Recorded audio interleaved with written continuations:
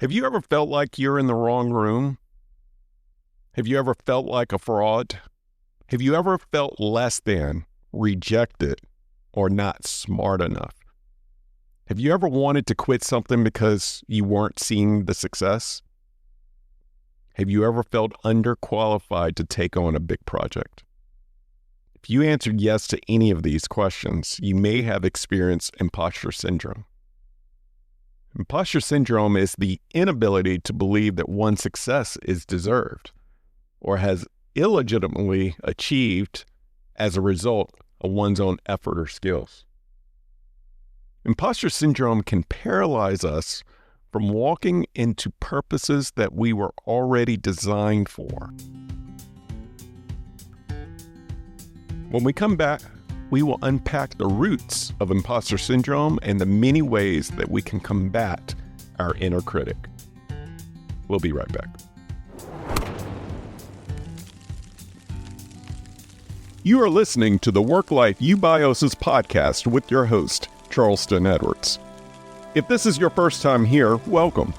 My goal is simple: to eradicate burnout and to bring harmony, purpose, and balance to this world, starting with the family.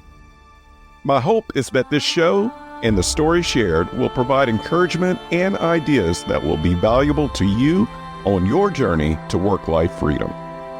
So let's dive in to today's episode.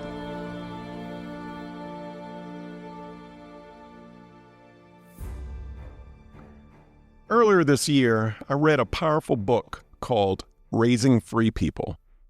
And in the first couple of chapters, the author made a strong case for why I believe imposter syndrome starts at a very young age.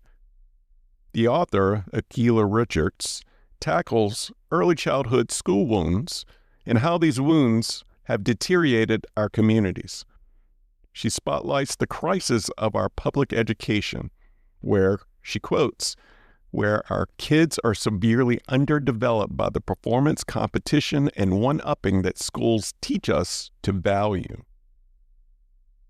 Because of this performance-based value system, it becomes difficult to adapt to a community-based value system where everyone belongs. The performative value system of early education inadvertently sifts kids into groups. These groups typically become an identity that we wear for life. For example, Group 1 gets straight A's, Group 2 barely passes. Group 1 gets more advanced studies, and Group 2 continues on the standardized curriculum. Group 1 gets scholarships, while Group 2 may never see college. Group 1 races out of the blocks to Wall Street, while Group 2 stays on Main Street. Group 1 takes on the identity of high achievers, and Group 2 takes the identity of the underdogs. I made some broad, stereotypical generalizations here that do not apply to everyone. By the way, I love rooting for the underdogs because it destroys all the shoulds of our societal grouping system. Our group number does not necessarily determine our outcomes, but it certainly can give us an identity crisis later in life. America's education system already faces many current challenges due to the rise of AI, social media, teacher shortages, violence, and absenteeism. But the perfectionism model has been a crisis since day one, and it's about time that we examine what our kids actually need to value first, and what we adults can relearn.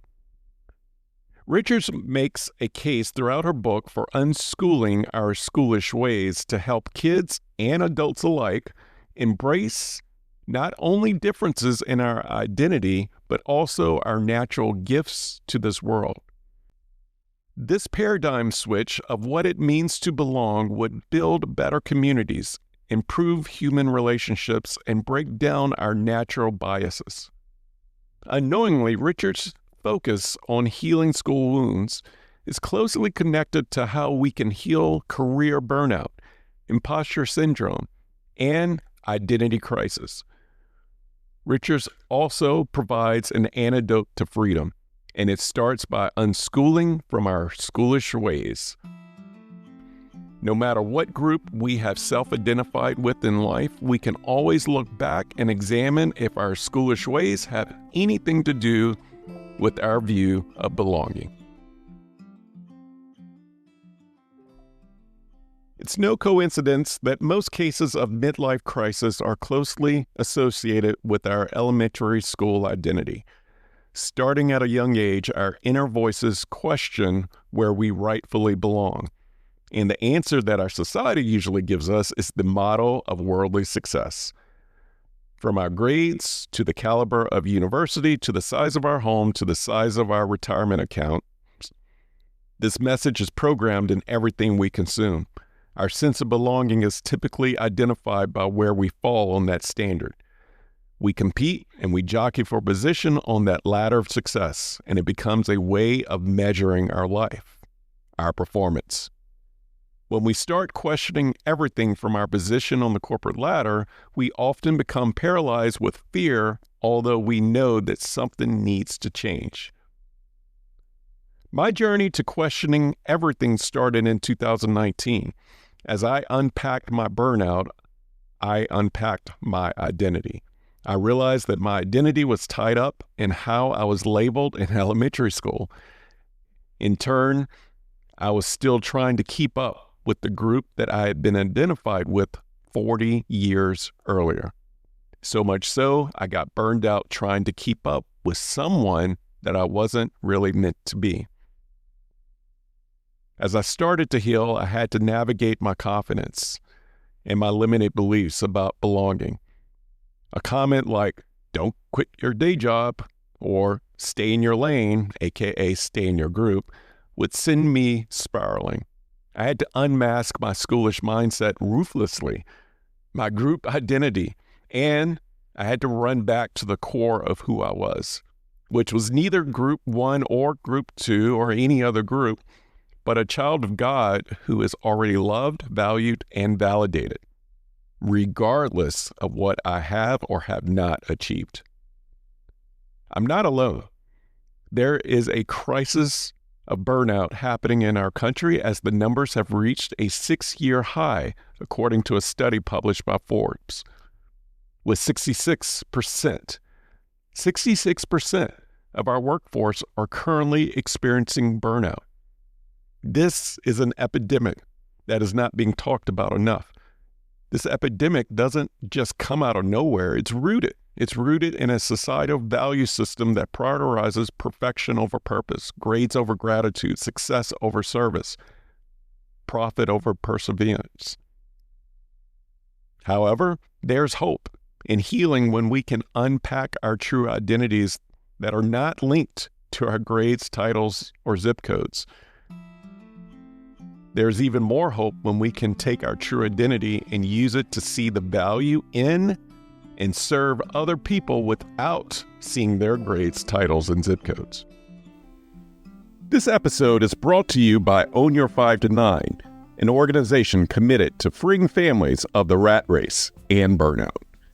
Every organization has a leader, mission, and a set of values that drives the organization. But this is commonly missed in the most important organization in the world, the family. An organization has one mission for how it will impact the world. Why not the family? An organization goes into strategic planning routinely to align its values, mission, and projects. Why not the family? Whose Home, a strategic planning guide for families, is a workbook and a tool needed in all households. Whose Home takes a strategic planning approach with 10 guided exercises to define your core family values, family mission, and tools to operationalize how your family does life together. If your family is facing a big decision, Whose Home is for you. If you're considering a career pivot, Whose Home is also for you. If you desire more intentionality and harmony in your home, Whose Home is for you. Create a healthy culture, not a hustle culture, at home. Visit ownyour5to9.com to claim your copy today.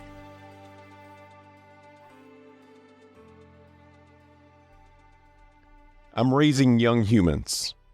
All three of my daughters are already labeled with neurodivergent abilities.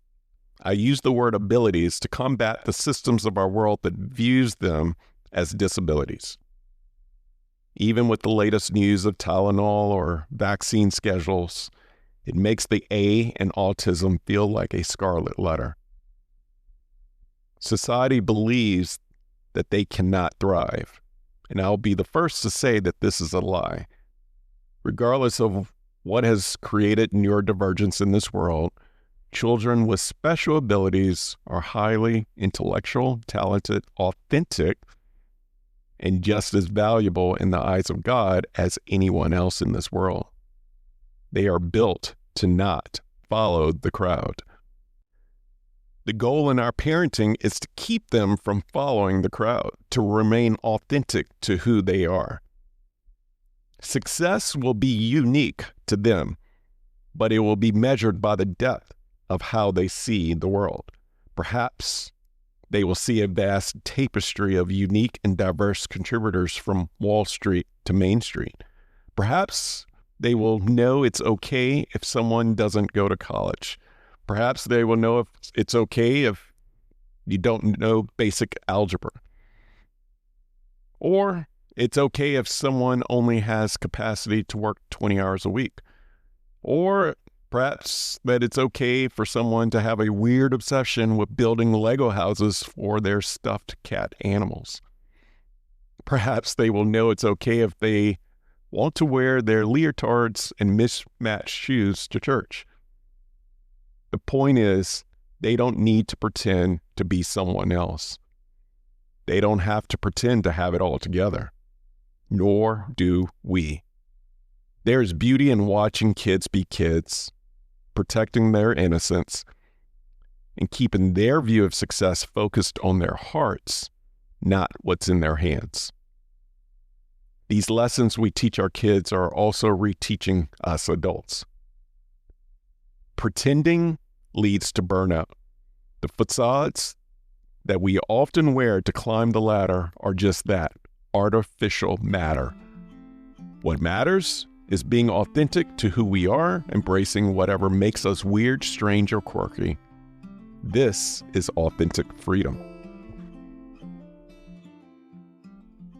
Burnout usually rears its ugly head in the midst of overwhelm, combined with misaligned working conditions. But those of us who choose to heal usually find something a bit deeper, our true selves. A new sense of belonging takes over, and the imposter syndrome of our schoolish ways starts to come off. Healing from burnout is a journey back to the roots of identity.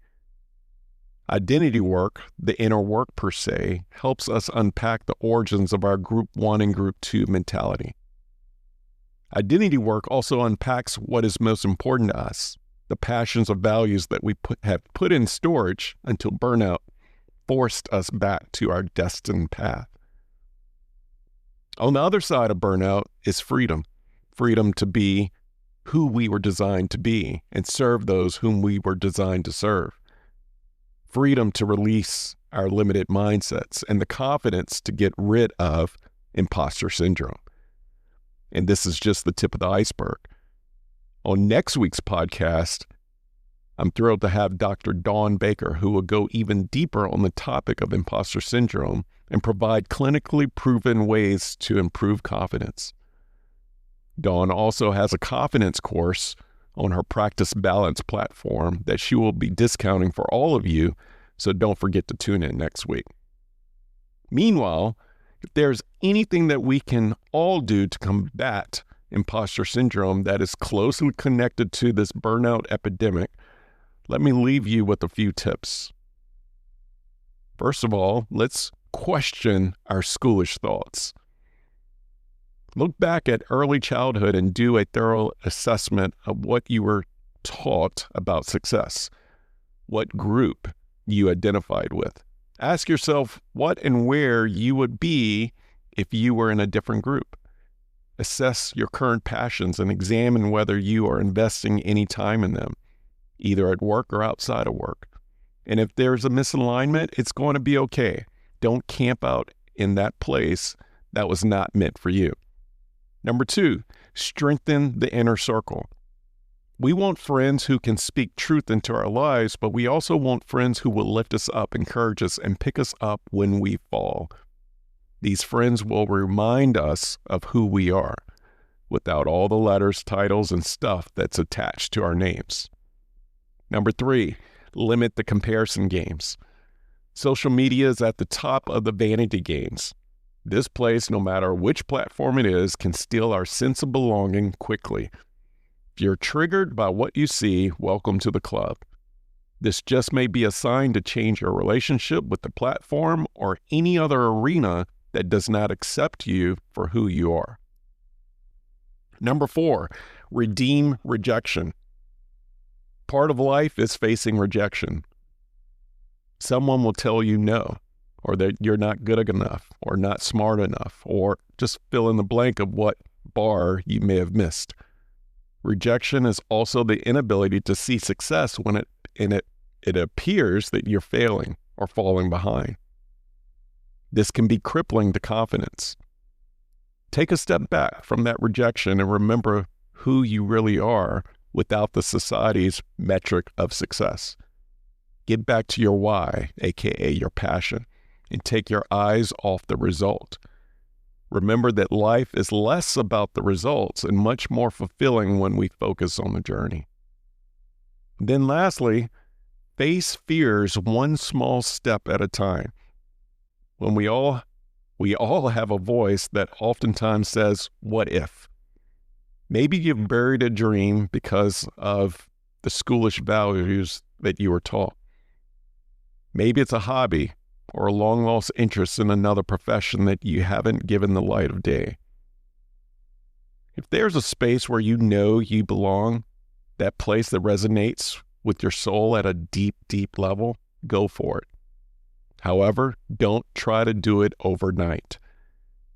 Get practical experience, study up, get certified, volunteer in that space, learn from someone else, and then take a multi-year approach to growing in this new space at a natural pace.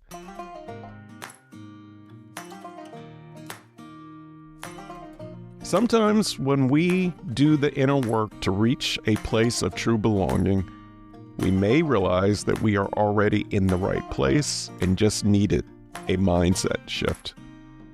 This is perfectly okay. But no matter what, you belong and the world needs you. Have a good week.